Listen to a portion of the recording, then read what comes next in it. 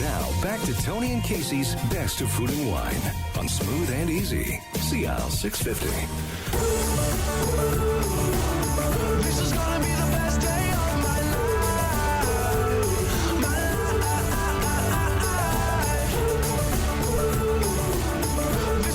Welcome back to the Best of Food and Wine. I'm Tony Gismondi. I'm Casey Wilson. We're having fun here. We were in Canada, we've been in Italy, and we're now changing gears again and moving to Spain, which is fantastic. Yeah. And joining us now is Pieter Whaley. He's the export manager for Bodega's Piqueras. Thanks for having us. Welcome back to the show. Yeah, it's great to be here again. Good to see you. Enjoying Vancouver? Very much so. I'm very jealous of you guys out here. It's beautiful. Jealous of what? Come on, you. Well, look out the window, right? Well, yeah, I guess that's a pretty cool sight. And also the whole lifestyle. You know, the bars, the restaurants. It's happening. It's a cool place to be right now, I think. Yeah. Well, for many years now, actually. Yeah. And where do you live? I live in Valencia, on the east coast in Spain. Which isn't so bad. No. It's not so bad, to be honest. Yeah, it's about 22 degrees at home right now, so it's not, you can't complain. Yeah. So Valencia is about 1 hour away from Almansa, which is where the winery is located. Yeah. The biggest difference is altitude. You know, Spain, as you know, is a plateau. Yes. So we go to about 800 meters in altitude when you go to the winery. It's a beautiful town with a beautiful old castle from the 11th century. That's where the name Almansa comes from. Yeah. So we have the castle there, which is a claim to fame if you want a tourist destination. And all around the town you have the vineyards where these wines come from. Yeah. So it's an exciting place. Spain, as you know, is a very diversified country with lots of history, lots of fantastic winemakers, coming out these wonderful, grapes, obscure grapes in different regions. I think Spain's hot. Spain's exciting, and It it's is, really and the hot, food, and you talk about the bars. Oh yeah, my and the goodness. tapas culture. Exactly. When we look at Spain in fashion, in sports, in food, it's moving really, really fast. It's reinventing itself every day, and it's going global. You find Spanish wines now everywhere, Spanish cuisine as well. Mm-hmm. Some of the world's top chefs as well. As it's exciting. Well, what about the football? Is it any good in Spain?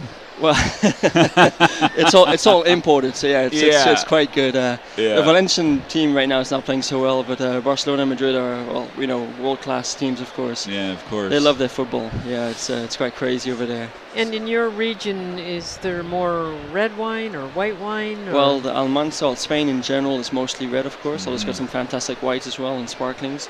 Almansa as a region is a relatively small appellation. It's not far from the Valencian, the Yecla and the Jumilla appellations. We have two predominant grapes, indigenous grapes. One of them is Monastrell, or Mourvèdre, as they call it in French.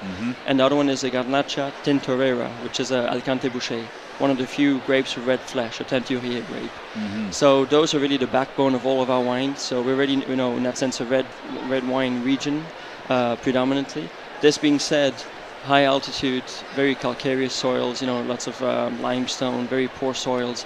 So we have actually a Verdejo and a Sauvignon Blanc blend, kind of a Rueda style, and it works fantastic. In fact, that's what every year we're having to plant more and more white vineyards, or white grapes, to produce more white wine. So we're traditionally a red wine region, but that's actually changing in a way. Yeah. Juan Pablo is, as you know, you've met him before. He's the owner. It's last year was for us a very special year. We actually celebrated the 100th anniversary of the winery. For again, small region and small winery, and coming out of nowhere. So great, yeah. Canada is actually our biggest market. This is the wine we have here, the Reserva. It's the number one has been for the last 10 years, the number one Spanish wine in Canada. Yep. It's a stable wine. It's a Reserva, which means it has 12 months in oak, a minimum of 12 months. It's a 2012 vintage. In this specific wine, we use Monastrell for about 60%, which is again the backbone of the wine. And then we have about 20% of Tempranillo, just to freshen it up a bit, and 20% Garnacha Tintorera as well. So this is just a fine example of what I think Spain can do in the sense it's a traditional style, but at the same time it's more fruit forward. We're very careful about the use of the oak as well, not to overplay that. So, and at $12.29 is just fantastic value. Well, that's Spain for you, right? It has a beautiful freshness. Price. That's why I've been living there for 12 years now, and I always tell my friends, for under 10 euros, you go to any bar or restaurant in Spain, as you've known yourselves, and you have some amazing wines, Yeah. So it's, and I think sometimes we forget, that wine is an agricultural product. It comes from the fields, from the vineyards.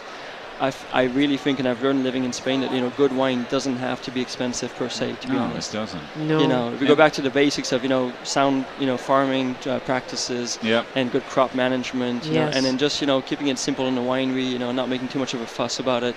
If you have good grapes, good wine is made in a vineyard, as Juan Pablo always says. And in a winery, you just have to just polish it a bit, and that's it, to be honest. And you have the whole tapas culture too, which is kind of nice because it's amazing how little bites of food can really set the wine off too. It's a whole other experience. But when people come to our table, I always tell them, well, this kind of a format, of course, it's a bit forced in a way. It's not the natural way you would have wine at home. yeah, Yes. But I always tell them that even our white wine, most Spanish whites, we call them cocktail wines, which means they're very big on the nose, very expressive, but on the palate sometimes they're very short. The way, actually, Juan Pablo says to me as a winemaker with 40 years of experience, the white wine is my most complex wine to produce. Although it seems to be the simplest, it's actually the most complex. Because he makes wines thinking of food, always. Before he makes a wine, he first thinks, how will I match it to my food? Yes. In Spain, we have a saying, that a meal without wine is like a day without sunshine. So the two go hand in hand in a way. So it's very important to think, that we just have that whole lifestyle where you go to a restaurant, you just order, a couple of like potato chips or whatever, a bit of ham or cheese, manchego cheese, and you always get a glass of wine with it. It's just that whole lifestyle we have. It's a Mediterranean diet.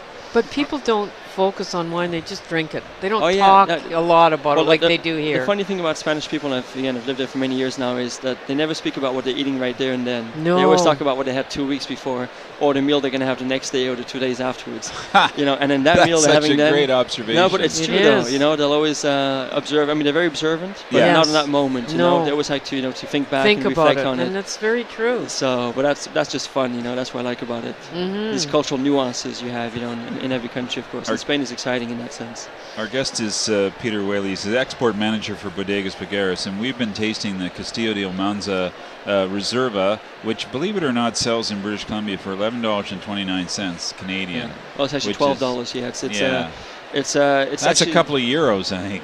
Yeah, well, I mean, the thing is, we do have more wines, of course. We have Yes. some more exciting ones, of course. But this is what I call my Monday to Thursday wine. This is my everyday drinking wine, and you don't find a wine of that caliber from Spain at that price point. No, and that's what's important, the And- value. And Exactly. shockingly, it has a screw cap on it, which we love. How did that happen? Well, the It's thing very is, hard to do in Spain. well, in Spain, it's you get your head chopped off. To be honest. Yeah. We've been in business now for 100 years. It's still 100% family owned. So Juan Pablo, as you met, he's the third generation. His grandfather founded the company. Today, we export about 98% of our production. In most of these markets, like Canada being our biggest market, people like that. It's about convenience. And at the same time, we do internal tastings to see how the wines evolve over time with natural cork, synthetic cork, and also screw cap. And with these kind of wines, which are your everyday drinking wines, it doesn't make they that don't much need a difference, to be cork. perfectly honest. I actually, I really get frustrated as a consumer when I find a beautiful wine. I was in Hungary a few years ago and I got two nice, Tokai wines, and when I got home, they were both corked, and I really was going crazy. I said, Yes. I tasted them at origin; they were fantastic. They're not cheap, and I was like, just because of when we think about it, the packaging of the winemaking and the packaging have evolved. The only thing that hasn't evolved over the last 3 centuries is the cork. Yes. Everything else has evolved. Well, it has evolved. It's worse than ever. Oh, well, I said, yeah, exactly. that's right. Yeah. So, we're a winery, where we have the culmination of tradition and also, it's a bit more modern, we're looking forward. So we have the traditional, the old vineyards. We have a vineyard now from 1916, so that's, 100 years this year, exactly. We have, Juan Pablo is old school, so he likes to make wine in a very simple and a very natural way. All the wines we have are organic. They're all made in a very, simple way in that sense, and just using wild yeast and, natural fermentations and so on. And at the same time, we're not, we're quite observant. We work in many countries, so we see that people's trends are changing. People like fruit. For example, the oak. We're very careful about the oak in our wines. We use big barrels, and second and third fill. So we don't want to over oak the wines. If you have good fruit, show it to the end, carry it to the end, to the consumer. I just want to stop you there. I mean, you just sort of gloss over, but all the wines are made naturally. You don't mess around with the wines. This is fantastic. Well, I mean, that's the thing. When people see these wines and the prices, they assume we're a very big producer and we make wines in a very technological way. We fix the wines and so on. In fact, I had a team of Andrew Peller coming to see us last year, the whole team, and they had never been to Almanza before. We've worked on for 20 years now. And the first thing they said, when they looked at the soil, was like, my God, how can anything grow here? Yeah. And that's what I Yes. wanted them to see. Say we get on an average about 1.2, 1.3 kilos per vine. That's very low for our region, and to get these kind of prices, it's even harder to be able to do that. So for us, it's just very simple. Juan Pablo says, this is the way I was taught by my father, and he was taught by his grandfather. And so that's the only way I know. Yeah. I'm not saying it's the right or the wrong way, but that's my way. Yes. It's old school. Yeah. And so far in the last 50 years, it hasn't failed him. And the last 100 years of the winery, it hasn't failed us. I was talking to somebody last week in Argentina, and we were talking. He was saying to me that they're all going back. He says the plan is to go back to make wines, to make wines the way they were made in the 50s. Because they didn't mess around. They didn't have anything. Today, when people say to me, why don't you put in your wines, a sticker saying organic? Yeah. And I say to them, well, because at the time of our grandparents, of our parents, everything was organic. Exactly. So nothing. They didn't need a sign. Exactly, you didn't need a sign to say that. Yeah. And also, it was not that expensive. So because it's organic, it doesn't have to be better or more expensive or worse or more expensive. Yeah. It just it's the same wine, the same vineyards, the same way of making the wine.